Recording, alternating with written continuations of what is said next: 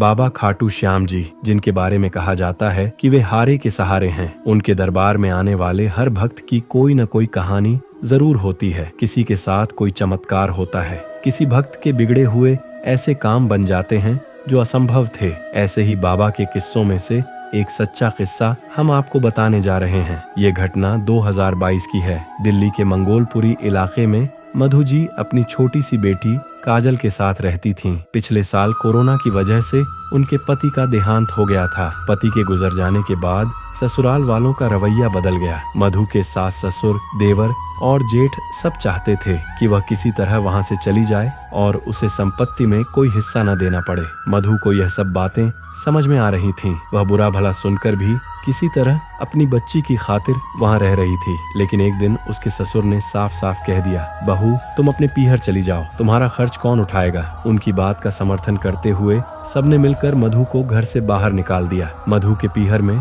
उसके भैया भाभी खुद एक छोटे से किराए के मकान में रहते थे, इसलिए वह वहां भी नहीं जा सकती थी। लेकिन मजबूरी में वह अपने भाई के घर पहुंच गई। उसने अपने भैया से कहा, भैया आप मुझे कुछ दिन यहाँ रहने दो, फिर मैं कोई काम ढूंढ लूंगी और रहने का इंतजाम कर लूंगी। भाई मान गया। मधु काजल के साथ वहाँ रहने लगी। अगले दिन से ही वह काम की तलाश में भटकने लगी, लेकिन उसे कहीं भी काम नहीं मिला। शाम को जब वह घर आई तो देखा कि काजल की तबीयत बहुत खराब थी। वह काजल को लेकर डॉक्टर के पास गई।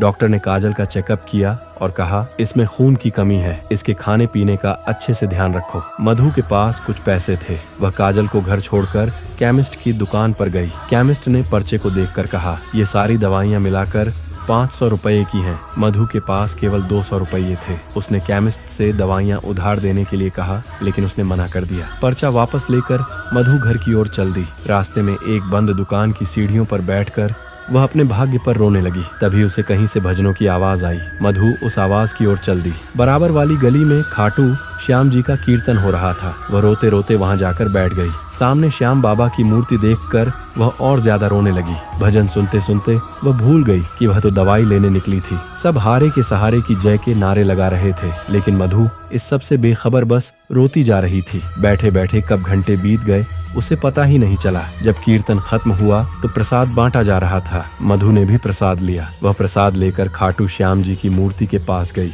उसने बाबा के चरणों में सिर झुकाया और रोते हुए अपनी बेटी के लिए प्रार्थना की। जब वह कीर्तन से बाहर निकल रही थी तो उसे दवाई की याद आई। पर्चा देखा, एक हाथ में प्रसाद था, लेकिन वह 200 रुपए कहीं नहीं दिखे। फिर उसे याद आया कि वे पैसे तो उसके हाथ से बाबा के चरणों में गिर गए थे। मधु घबरा गई। अब मेरी बेटी का क्या होगा, यह सोचकर वह रोने लगी। पैसे वापस मांग भी नहीं सकती थी। वहाँ तो बहुत से लोग पैसे चढ़ा रहे थे। वह वहीं खड़ी खड़ी रोने लगी। तभी किसी ने उसे आवाज दी। मधु ने पलट कर देखा। एक आदमी जो प्रसाद बांट रहा था वह उसके पास आया और बोला, बहन मैं तुम्हें बहुत देर से देख रहा हूँ, तुम जब से आई हो रो रही हो, क्या बात है। मधु ने कहा, कुछ नहीं, और वह चल दी। लेकिन उस आदमी ने कहा, बहन जब तुम निराश हो गई तभी बाबा के भजन सुने और यहाँ आ गई, इसका मतलब बाबा ने तुम्हें बुलाया है, चिंता मत करो। उस आदमी ने काम कर रहे एक लड़के को बुलाया और मधु के हाथ से पर्चा लेकर उसे दिया। उसने 1000 रुपए दिए और कहा, इस पर्चे की दवाइयाँ और बाकी बचे पैसों के फल लेकर आओ। उसे भेजकर उस आदमी ने मधु से कहा, बस बहन जितना कष्ट था